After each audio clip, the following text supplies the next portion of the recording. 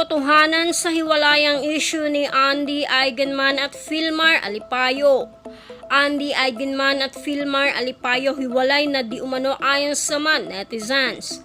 Andy may paglilinaw at reaksyon sa isyung ito. Pumutok ngayon ang espekulasyon tungkol sa hiwalayan ng magpartner na sina Andy Eigenman at Filmar Alipayo. Nag-ugat ang mga espekulasyon dahil sa mga komento ng mga netizens. Napansin umano nila kay Andy na nagpapakitang tao lamang ito sa mga nangyari sa pamilya nila.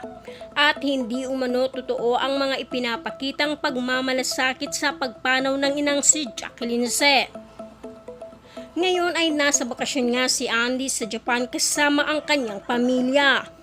Mga anak niya nga lamang ang kasama sa bakasyon kasama ang kanyang kuyang kapuso aktor na si Gabby Eigenman at hindi nga nito kasama si Filmar.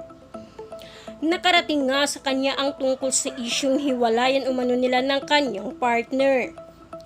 Kaya't agad naging espekulasyon ng karamihan na posibleng hiwalay na umano ang dalawa dahil sa hindi nito kasama ang kanyang partner. Napansin ng mga mapupuring mata ng mga netizens na hindi umano nakalike si Andy sa ilang mga post ni Filmar sa IG account nito.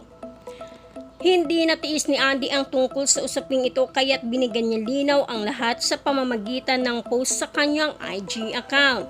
Saad ni Andy, I literally went on a vacation with my brother and our kids and come home to find out through the internet that I've just been separated.